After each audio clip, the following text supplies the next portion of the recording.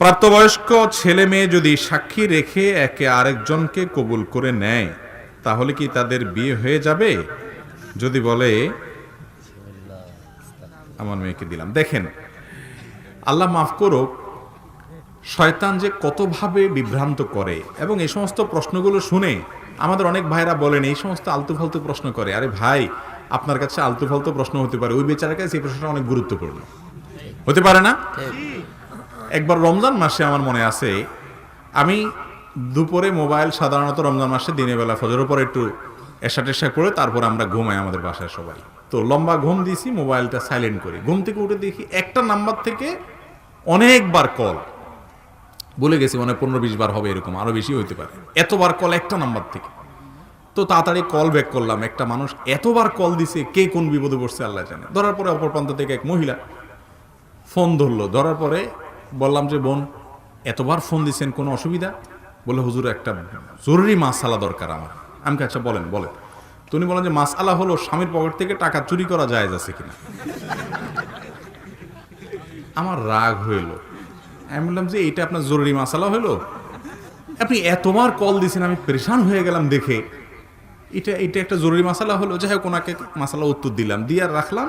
এরপর আমার স্ত্রী তাকে শুনেলাম গল্পটা। বললাম যে এটা কোনো কথা? এটা বলে জরুরি মাসআলা হলো। মানুষ যে কি এতবার কল দিল একটা কথার জন্য, সোজা কথার জন্য একটা।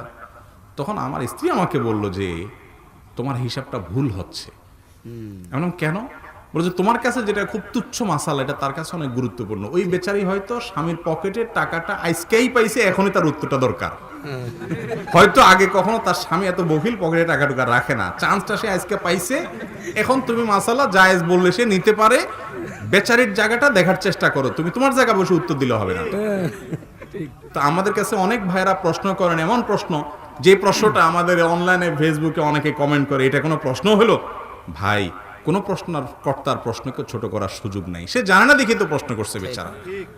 কত রকমের প্রশ্ন আছে, সব প্রশ্নই গুরুত্বপূর্ণ, কোনো প্রশ্নই অগুরুত্বপূর্ণ না যদি কেউ জানার উদ্দেশ্যে করে থাকে, কারণ তা জানার কমতি থাকতে পারে। যাই হোক, মূল কথা হলো যে ভাই, কোনো যুবক যুবতী, অনেকে আছে, অনেক যুবক যুবতীর শয়তান এসে প্রবোধ দেয়। শয়তান তো নানাভাবে বুঝায় যে মুসলমানের সন্তান জেনা তো করবে না, হারামে তো যাবে না। তো বলে যে ঠিক আছে, নিজেরা বিয়ে পড়ে নেয়। কিভাবে বিয়ে পড়বি?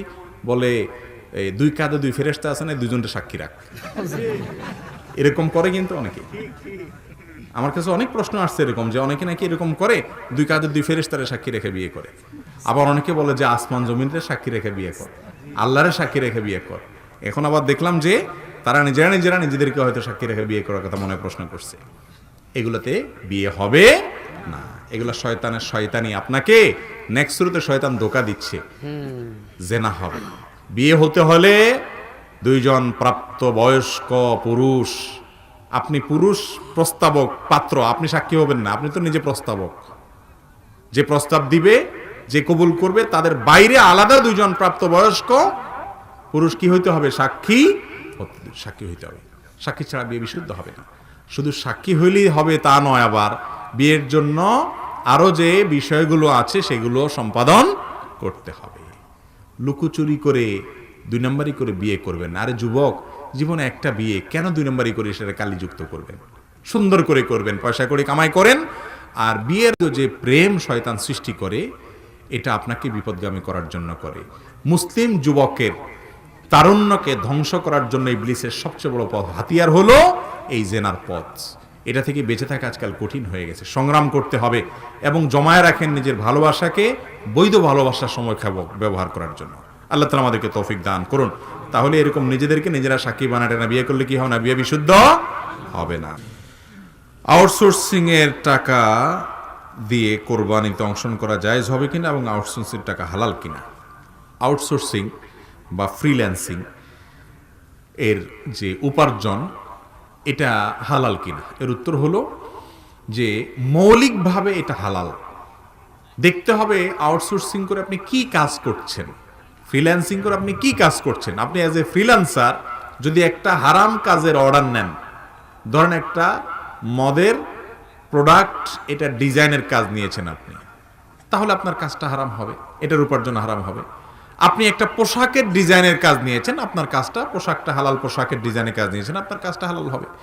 আপনি ফ্রিল্যান্সিং করে কি কাজ করে দিচ্ছেন ক্লায়েন্টকে, আপনার ক্লায়েন্টকে যে কাজটা করে দিচ্ছেন সেটা যদি কি হয়, হালাল কাজ হয়, তাহলে সেটার উপার্জন আপনার কি হবে, হালাল হবে।